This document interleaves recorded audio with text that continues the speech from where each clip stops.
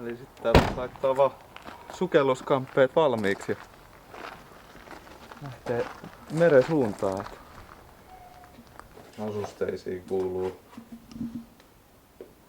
uima märkä puku. Tässä on ulkujen housut ja takki ja sukat ja hanskat.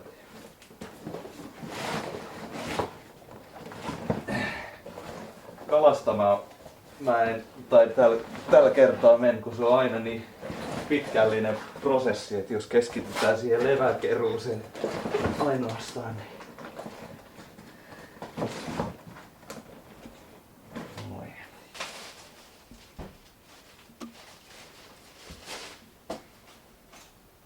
Tässä on nyt sitä levää tämmöisenä niinku murskattuna ja tästä mä valmistin liimaseoksella paperin.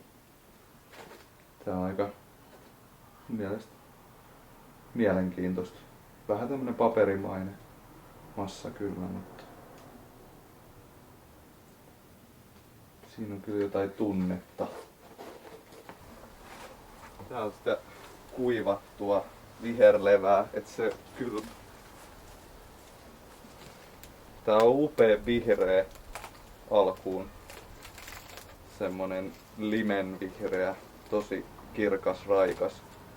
Sitten tässä näkyy se, että miten se muuttuu ajassa. Ja ehkä mä saatan oppia löytämään, miten mä pystyn säilyttämään ne pigmentit. Tai toisaalta tää on kyllä myös upea tällaisena. Ja että miten se ajassa muuttuu.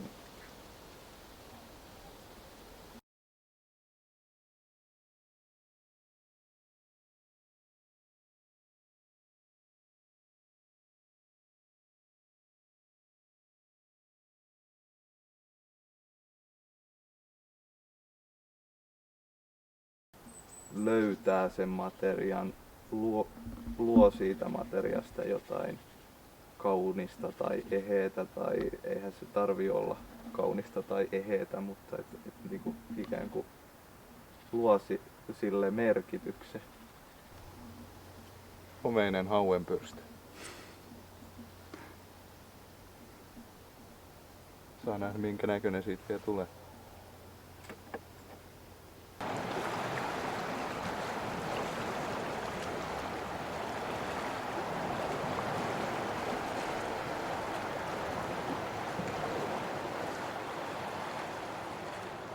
Mulle ainakin tää merellinen pori,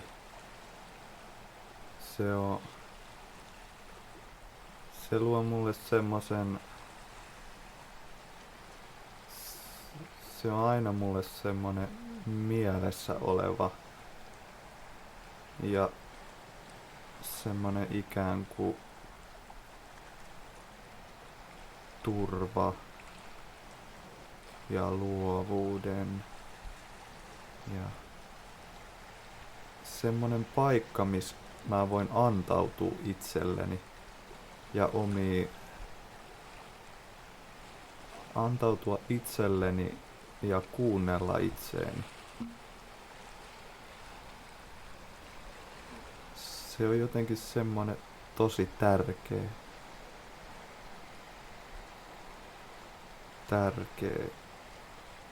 Ja yleensä jos mä haluun, että joku ihminen tutustuu muhun tai että mä haluun tutustua johonkin ihmiseen, niin mä pyrin tuomaan se semmoiseen paikkaan,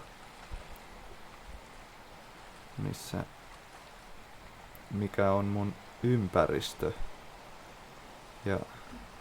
Tai mä koen, että se on mun ympäristö ja mielenmaisema. Ja sieltä jotenkin ikään kuin se itseys versoaa. Ja mä pystyn olemaan rehellinen.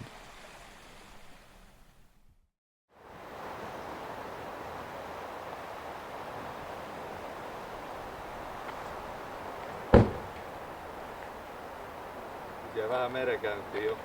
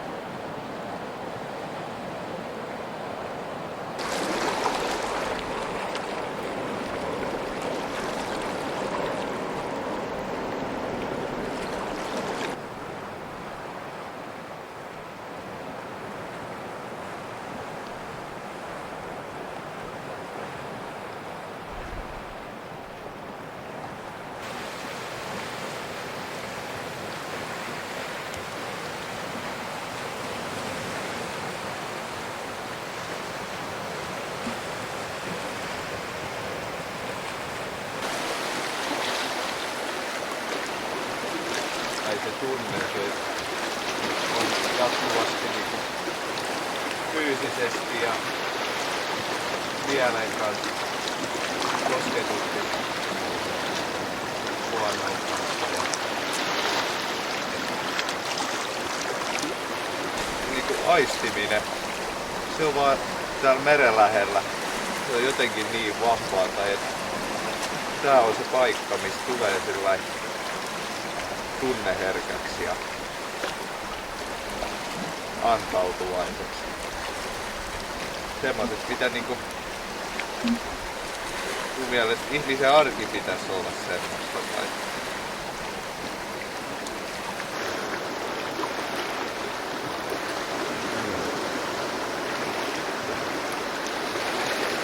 no se semmonen läsnäolon voima tulee täällä merellä ja luonnossa ja semmoinen hetkessä elämisen taito on kaikkein vahvimmillaan.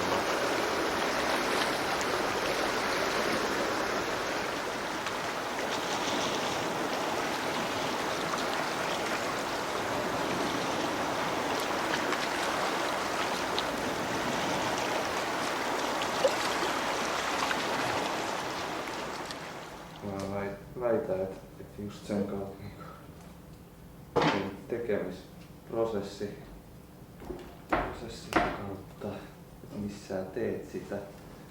Et kun mä sanon, että mä teen, tai että mua innovoi ja mä haluan kuvantaa merta, niin en mä voi myös välttää sitä, etteikö mun töissä näkyisi se, että mä oon myös poissa mereltä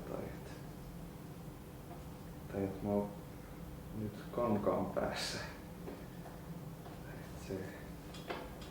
Kyllä mä koen, että se kankaapääkin näkyy mun töissä. Että se ei voi olla ihan, mikään prosessi ei voi olla yksinään sidottu johonkin, mihin sä haluat sen sitoa. Et sä vois sitoa sitä siihen, mihin sä vaan pelkästään haluat, vaan ympäristö tuo siihen sen edellytyksen. Mikä on kyllä mun mielestä jotenkin ihanteellista myös ja sitä aitoutta.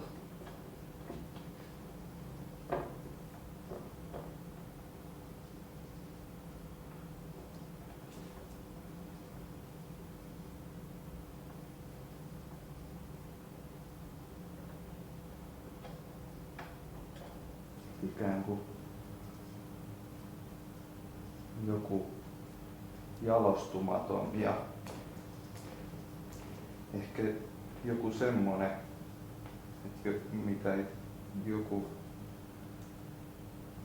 tekee ensimmäisen kerran tai se voi olla monin verran mielenkiintoisempaa se taiteen jalostumattomuus. Tai joku semmoinen, että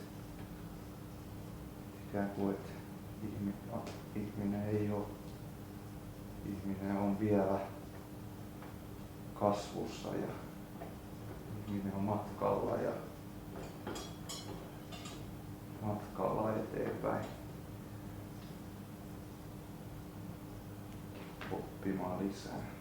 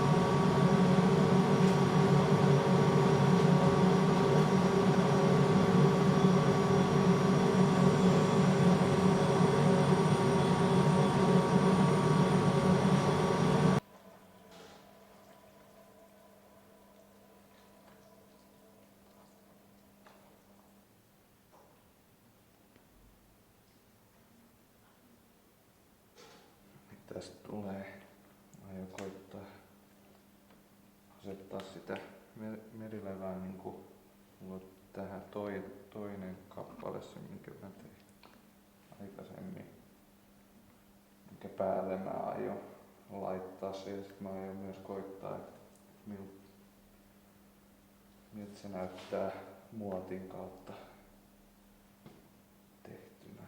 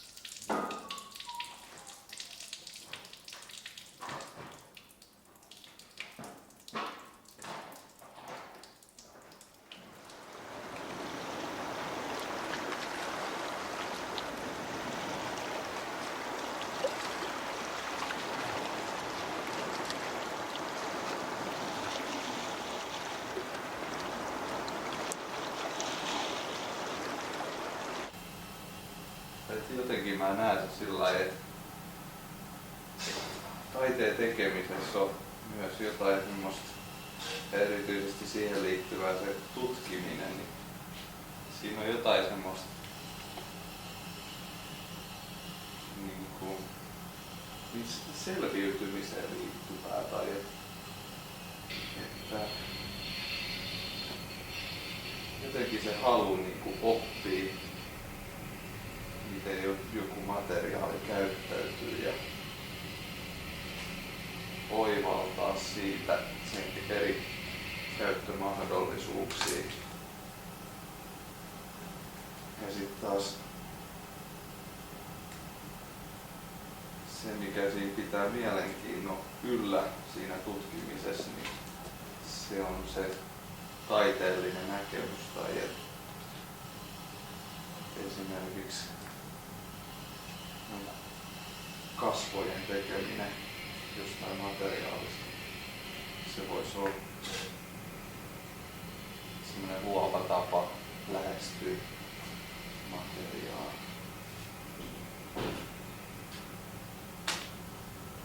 Että se siivittää sitä.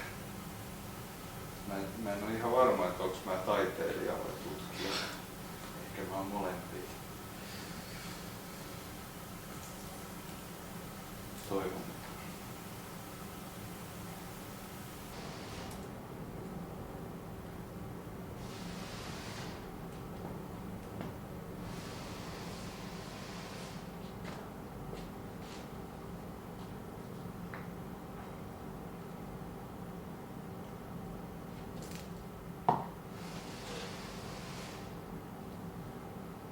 Jotenkin kokenut sen, että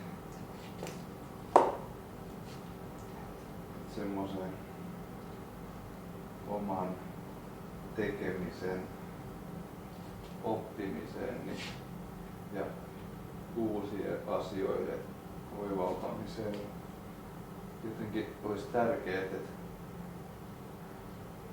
veisi sen työskentelyn ihan niinku alkutasolle tai just että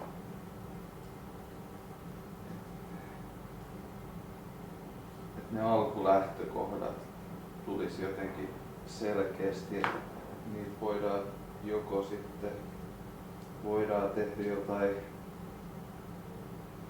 nopeita, valmiita, tiedossa olevia ratkaisuja. Mun mielestä ei ole silti, että on hyvä tehdä sillä tavalla, kun ajattelee tai työstää jotenkin omalla tavallaan asioita. Eikä mene sen vallitsevan ohjeistuksen mukaan. Mä uskon, että sitä kautta pystyykin tekemään uusia löytöjä. Nöyrtyy jotenkin menemään, tekemään kaiken alusta.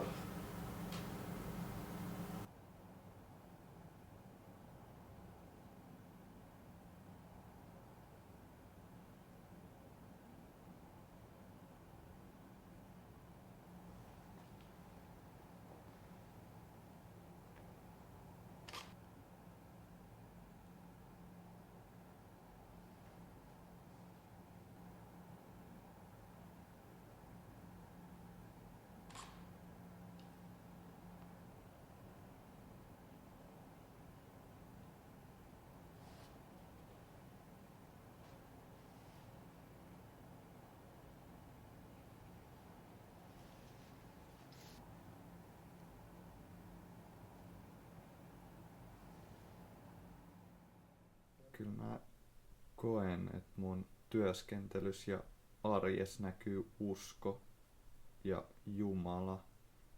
Mutta jotenkin se uskontojen tapa määrittää ja nähdä toiset uskonnot väärin, niin se on ajanut mut pois. Tai niin mä oon pystynyt näkemään itteni ja näkemään muut paremmin. Sitä on jotenkin halunnut löytää se oma Jumala, se jonkin alulle laittava voima ja käsityksen pyhästä. Ja yksi vahva tapa on ollut luonto. Tai et sen kautta on jotenkin pystynyt näkemään semmoisen pyhyyden ja uskon koskemattomuuden. Tai et mä koen, että täytyy ymmärtää joku koskematon alku, että pystyy rakentaa sillan.